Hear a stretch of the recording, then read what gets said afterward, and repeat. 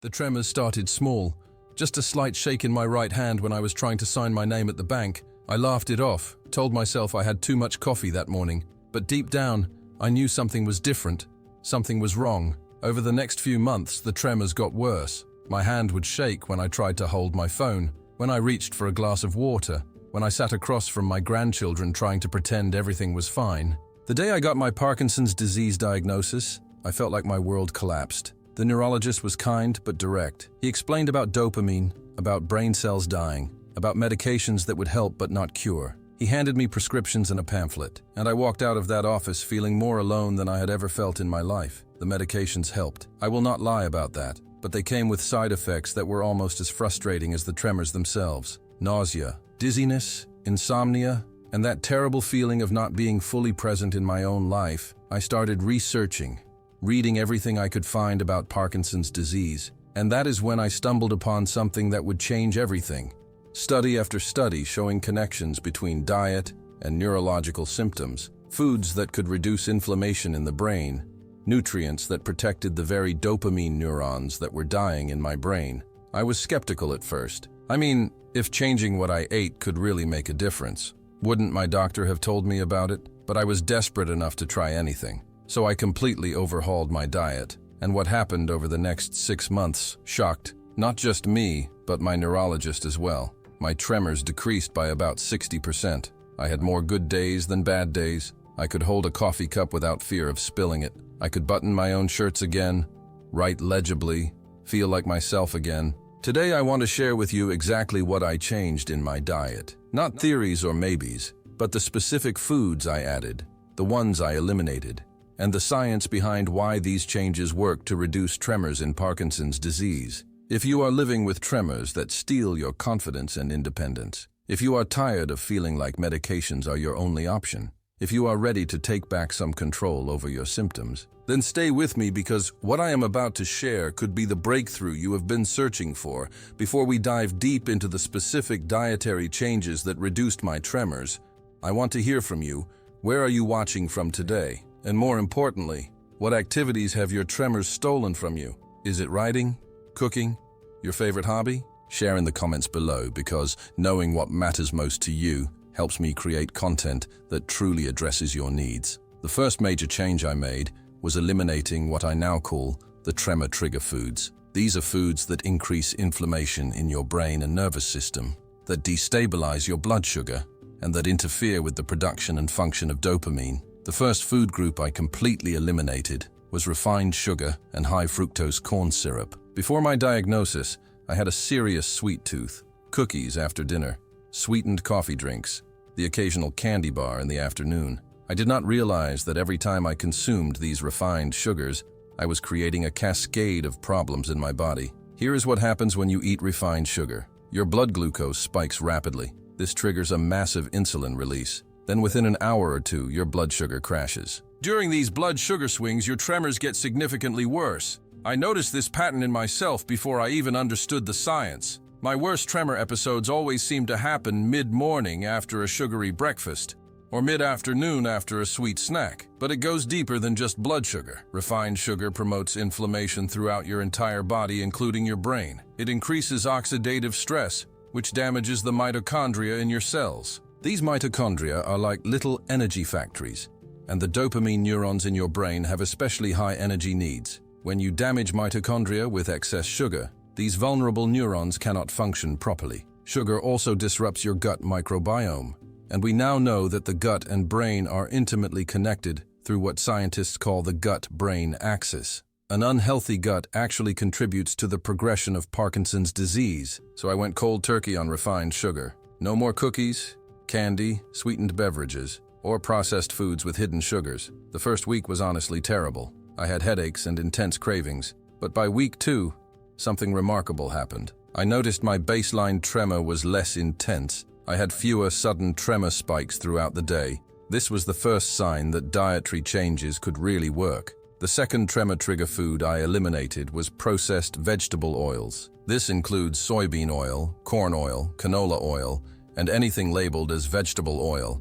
These oils are in almost everything: salad dressings, mayonnaise, fried foods, packaged snacks, restaurant meals. I had been consuming them daily without a second thought. The problem with these oils is that they are extremely high in omega-6 fatty acids. Now, your body does need some omega-6, but the ratio of omega-6 to omega-3 in your diet is crucial. Ideally, this ratio should be around 4:1 or even lower, but the typical American diet has a ratio of about 20:1.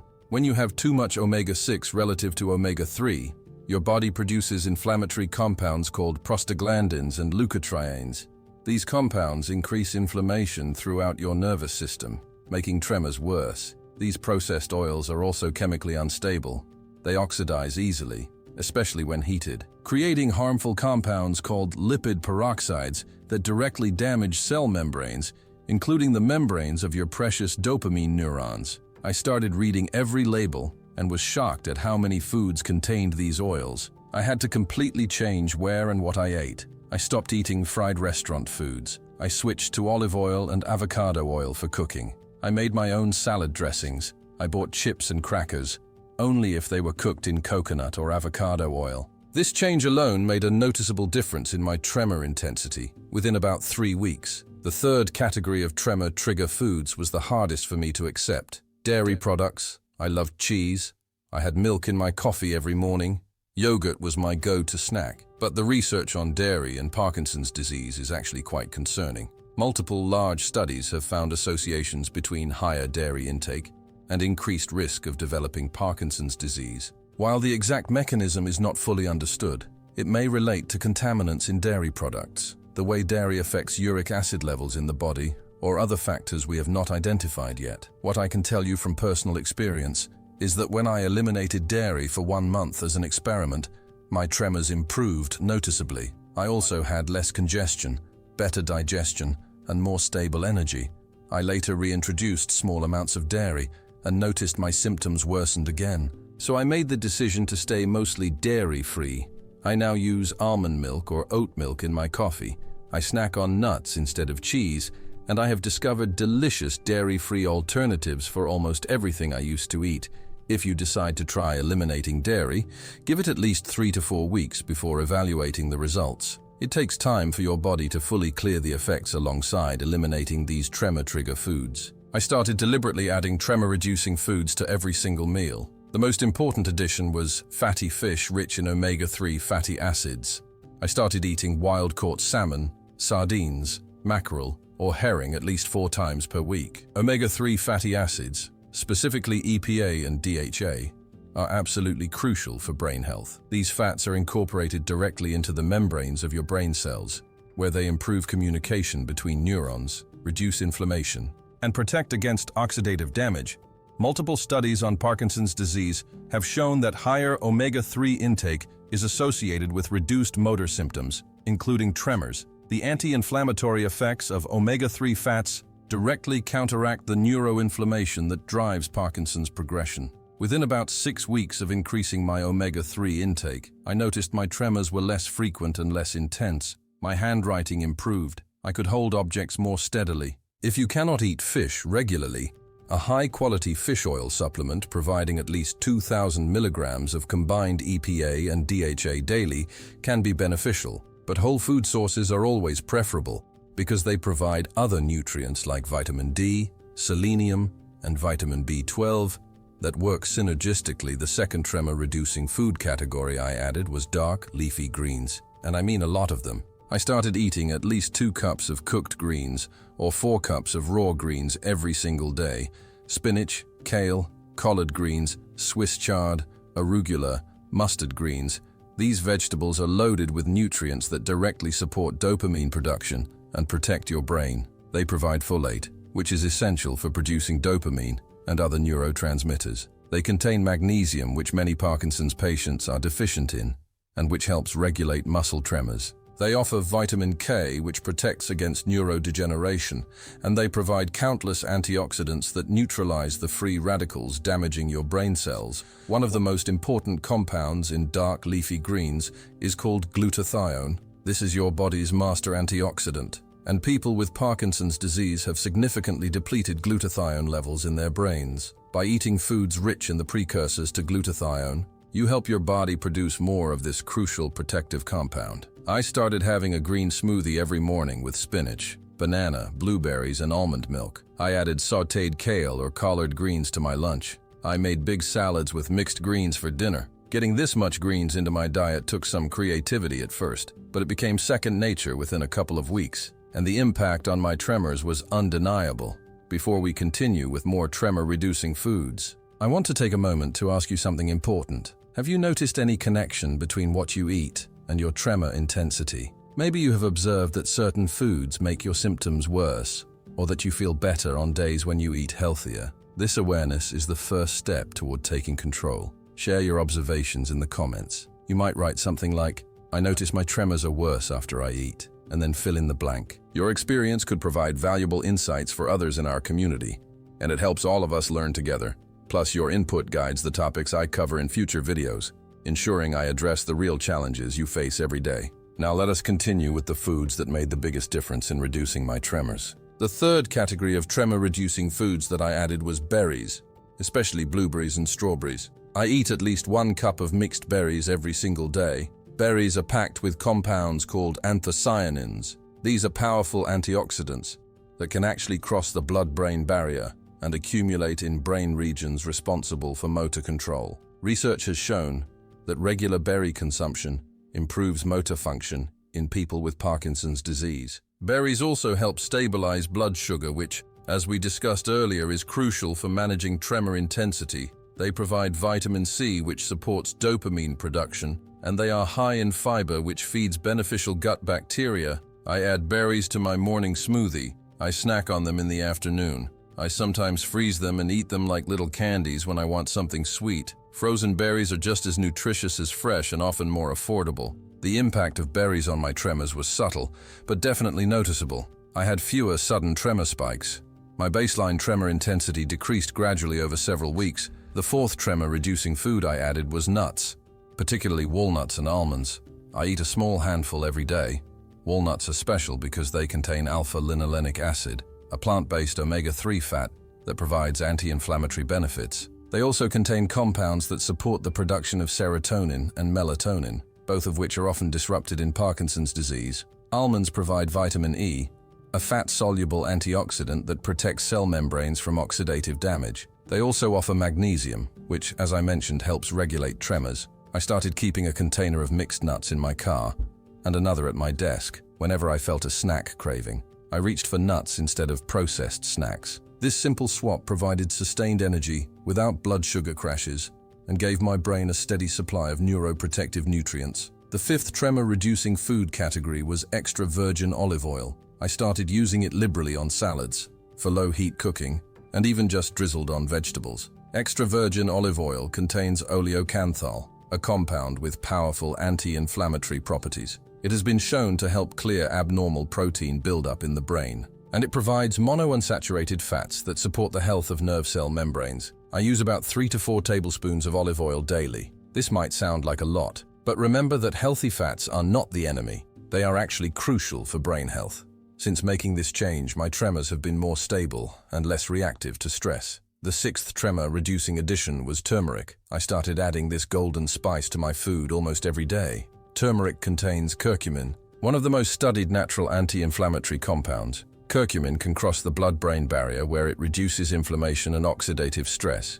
It may help prevent the buildup of alpha-synuclein protein that accumulates in Parkinson's disease, and it supports the production of brain-derived neurotrophic factor, which helps protect and repair neurons. The key with turmeric is to always consume it with black pepper. Black pepper contains piperine, which increases curcumin absorption by up to 2,000%. I add turmeric and black pepper to scrambled eggs, soups, roasted vegetables, and smoothies. I also make golden milk in the evenings by warming almond milk with turmeric, black pepper, cinnamon, and a touch of honey. Within a few weeks of regular turmeric consumption, I noticed my tremors were less reactive. Stressful situations that used to trigger intense shaking no longer had the same effect. The seventh tremor-reducing food category was fermented foods for gut health. I started eating a small serving of sauerkraut, kimchi, or fermented pickles with lunch and dinner every day. I also began drinking kombucha and eating coconut yogurt. The connection between gut health and Parkinson's disease is one of the most exciting areas of current research.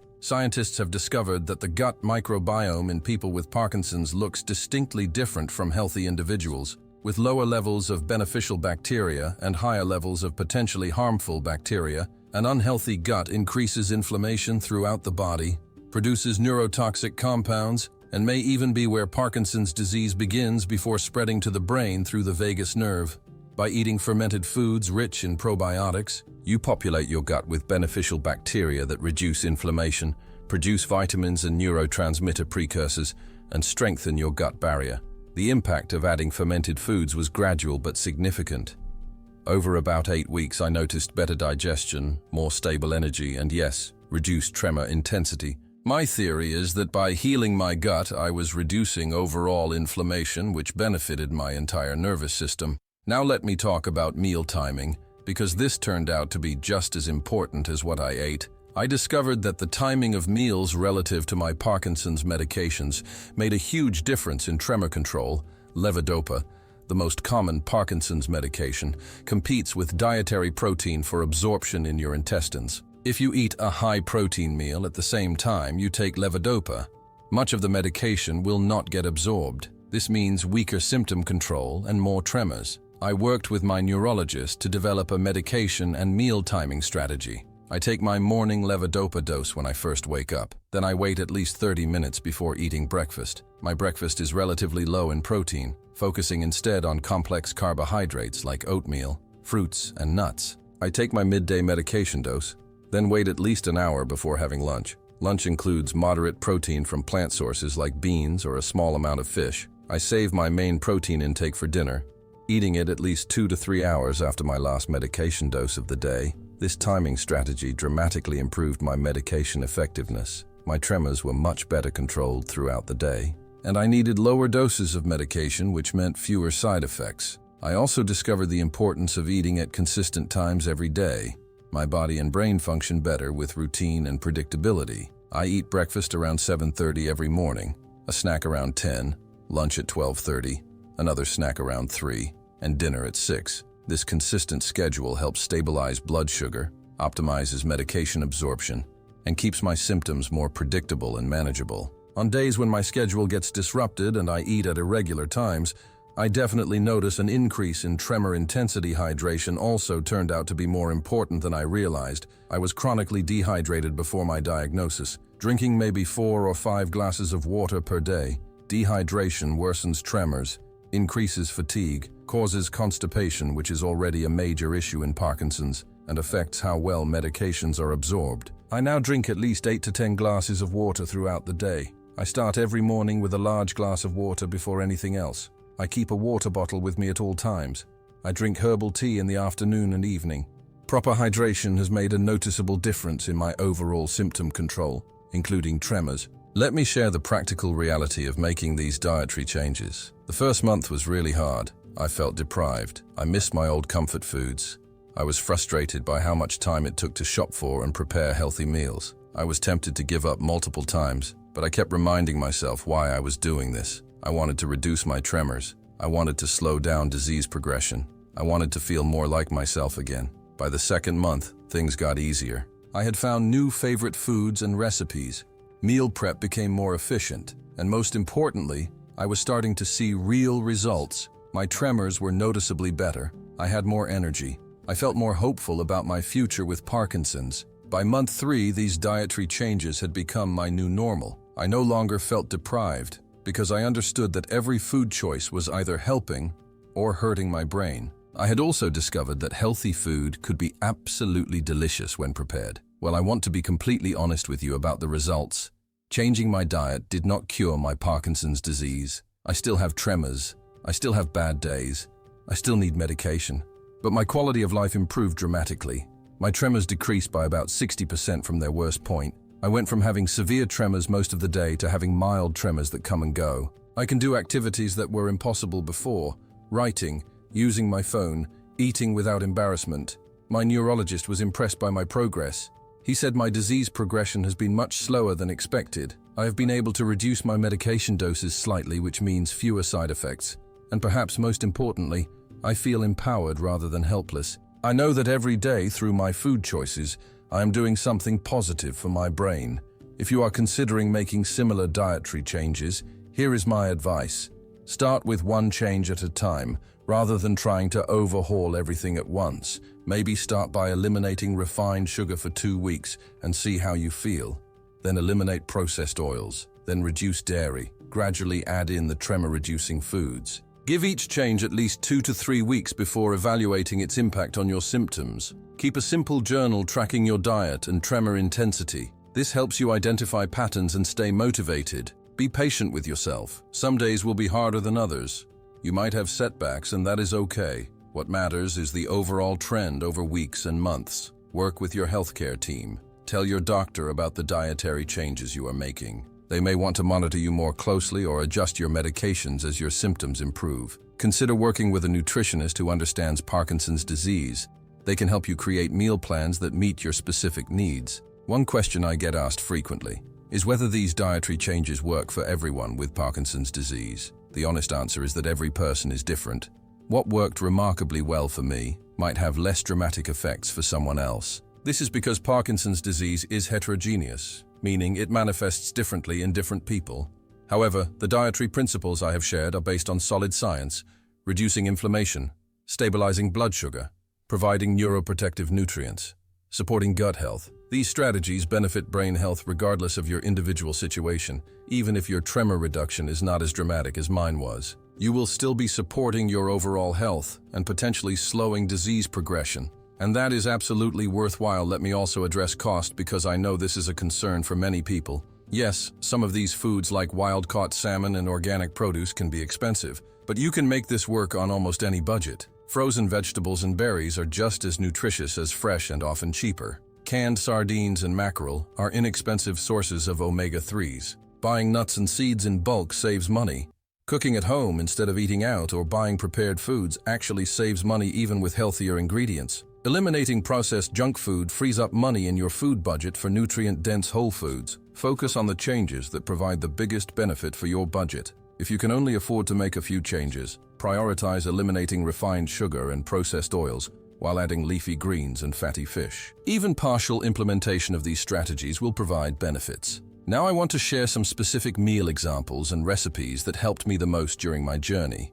Because knowing what to eat is one thing, but having concrete meal ideas makes implementation so much easier. For breakfast, my go-to meal became steel-cut oats, cooked with cinnamon, topped with a handful of blueberries, a tablespoon of ground flaxseed, a few chopped walnuts, and a drizzle of almond butter. This breakfast provides complex carbohydrates for sustained energy, omega-3s from the flaxseed and walnuts, brain-protective anthocyanins from the blueberries, and it keeps me full until my mid-morning snack. Another breakfast option I love is a smoothie made with 1 cup of spinach, half a banana, half a cup of frozen blueberries, half a cup of frozen strawberries, 1 tablespoon of almond butter, 1 tablespoon of ground flaxseed, a 1/4 teaspoon of turmeric, a pinch of black pepper, and unsweetened almond milk. This smoothie is incredibly nutrient-dense and takes only 5 minutes to prepare. For my mid-morning snack, I usually have about 10 walnut halves and a small apple. Sometimes I spread a little almond butter on the apple slices for extra staying power. This combination gives me energy without causing blood sugar spikes that worsen tremors for lunch. I developed a formula that I follow most days. I start with a huge base of mixed greens, at least 3 to 4 cups.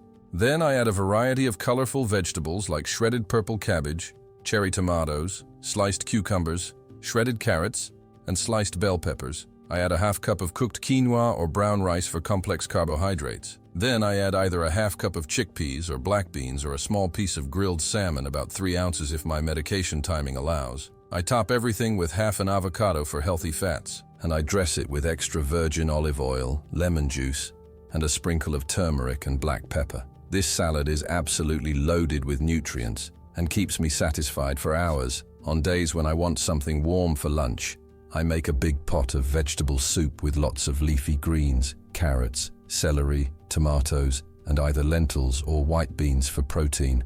I season it generously with turmeric, garlic, and fresh herbs. My afternoon snack is usually either a small square of dark chocolate with at least 75% cacao paired with some green tea, or a few dates stuffed with almond butter. Both options satisfy my sweet tooth while providing antioxidants and sustained energy. For dinner, I follow a simple template that ensures I get all the nutrients I need. I include a palm-sized portion of protein, which is usually wild-caught salmon, sardines, grass-fed beef, or organic chicken. I fill half my plate with vegetables, always including at least one cruciferous vegetable like broccoli or cauliflower, and one colorful vegetable like roasted beets or butternut squash. I add a fist-sized portion of complex carbohydrates, usually a baked sweet potato or wild rice. And I cook everything with generous amounts of extra virgin olive oil, garlic, turmeric, and other herbs and spices. One of my favorite dinners is baked salmon with roasted broccoli and sweet potato. I season the salmon with lemon, garlic, and dill. I toss the broccoli with olive oil, turmeric, and black pepper before roasting, and I bake the sweet potato until it is soft and caramelized. This meal provides omega-3s, cruciferous vegetables for detoxification support, complex carbohydrates for energy, and multiple servings of anti-inflammatory compounds. In the evening, if I am genuinely hungry, I have a small snack, usually a handful of raw almonds or a small bowl of coconut yogurt with a few berries. I also drink a cup of chamomile tea or golden milk to promote relaxation and better sleep. Meal prep has been absolutely essential to making these dietary changes sustainable. Every Sunday, I spend about 2 hours preparing food for the week. I cook a large batch of steel-cut oats that I can reheat each morning. I wash and chop all my salad vegetables and store them in containers. I cook quinoa and brown rice in large batches. I bake several salmon fillets that I can eat throughout the week. I hard-boil a dozen eggs for quick protein options. I make a big pot of soup or stew. I portion out nuts and seeds into small containers for grab-and-go snacks. And I wash all my berries and store them in the refrigerator. This 2-hour investment on Sunday saves me countless hours during the week and eliminates the excuse of not having healthy food readily available. I also want to share some of the challenges I faced and how I overcame them. One major challenge was eating out at restaurants. Most restaurant food is cooked with processed oils, loaded with salt and sugar, and served in portions that are way too large. I had to completely change my approach to dining out. I started researching restaurants ahead of time, looking for places that use quality ingredients and offer healthy options. I learned to ask questions about how food is prepared and request modifications like grilled instead of fried or olive oil instead of butter. I often ate a small healthy snack before going to a restaurant so I would not be ravenously hungry and tempted to order poorly. I also gave myself permission to bring my own salad dressing in a small container. Since most restaurant dressings are made with soybean oil, it felt awkward at first, but my health was more important than worrying about what people thought. Another challenge was social situations where unhealthy food is everywhere. Birthday parties, holiday gatherings, work events. I developed strategies for these situations too.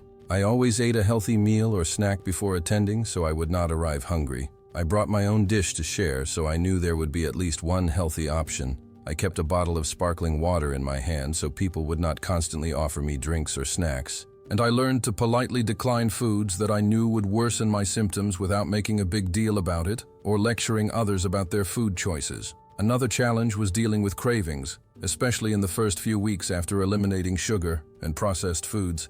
The cravings were intense and sometimes overwhelming. What helped me was having healthy alternatives readily available. When I craved something sweet, I would eat a few dates or some dark chocolate with almond butter. When I wanted something crunchy and salty, I would have raw nuts or vegetables with guacamole. When I wanted comfort food, I would make a sweet potato with olive oil and cinnamon or a bowl of oatmeal with berries. I also realized that many of my cravings were not actually about food, but about stress, boredom, or emotions. I started addressing these underlying issues through meditation, gentle exercise, journaling, and spending time in nature. As my gut health improved and my blood sugar stabilized, the cravings diminished significantly. By month 3, they were almost completely gone. I want to address something important about expectations and timeline. When I first started making these dietary changes, I was hoping for immediate dramatic results. I wanted my tremors to disappear overnight. That is not what happened. The first week I noticed no difference at all, and I felt discouraged. By week 2, I started noticing that I had slightly more energy, and my digestion was improving. By week 3, my tremors seemed a bit less intense, though I was not completely sure. By week 6, the improvement was undeniable. My tremors were noticeably reduced and more stable throughout the day.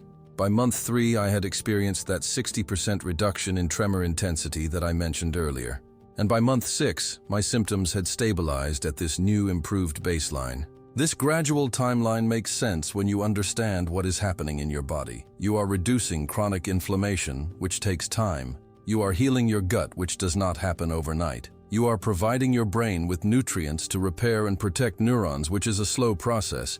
You are also changing your metabolism and how your body responds to food. All of these changes are cumulative. Each healthy meal builds on the previous one. Each day without inflammatory foods allows your body to heal a little more. This is why consistency is so much more important than perfection. Having a healthy diet 90% of the time will give you results. Trying to be perfect 100% of the time will likely lead to frustration and giving up. Let me share a few success stories from other people I've connected with who tried similar dietary approaches. I met a woman named Margaret at a Parkinson's support group. She was 72 years old and had been dealing with severe tremors for 5 years. She could barely sign her name and had stopped going to her book club because she was embarrassed about not being able to hold a cup of tea. After hearing about my experience, she decided to try eliminating sugar and dairy while adding more omega-3 rich fish and leafy greens to her diet. Within 2 months, her tremors had improved enough that she rejoined her book club. She told me with tears in her eyes that being able to participate in that community again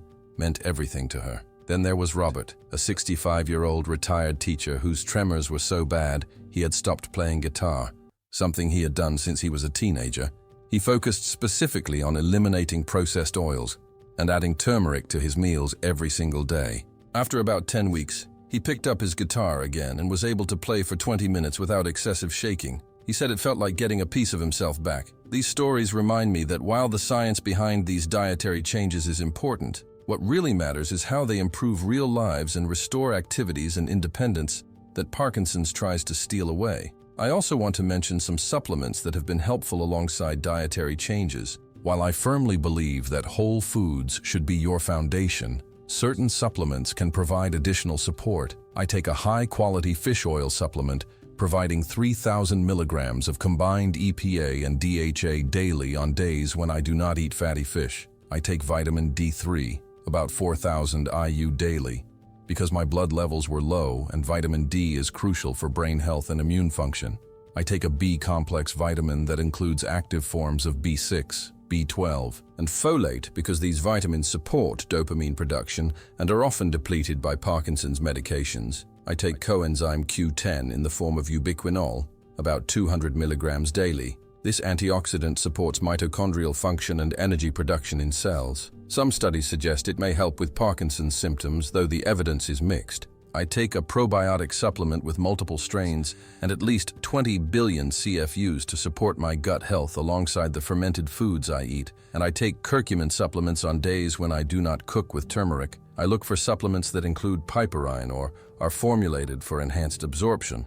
I want to emphasize that I did not start all these supplements at once. I added them gradually over several months, and I discussed each one with my neurologist to make sure there were no interactions with my medications. Supplements can be helpful, but they are not magic pills. They work best as part of a comprehensive approach that includes diet, exercise, stress management, and appropriate medical treatment. If this video has given you hope that you really can influence your Parkinson's tremors through nutrition, I want to invite you to subscribe to Beyond Parkinson. This channel is dedicated to providing evidence-based practical strategies for managing every aspect of Parkinson's disease. We share weekly videos on exercise techniques, medication management, sleep improvement, emotional wellness, and cutting-edge research, all explained in clear, actionable terms. Our community is supportive and understanding because many of us are on this journey together. When you subscribe, you join thousands of people who are taking active control of their Parkinson's symptoms rather than feeling helpless. To subscribe, simply click the button below this video and then click the bell icon to be notified of new content.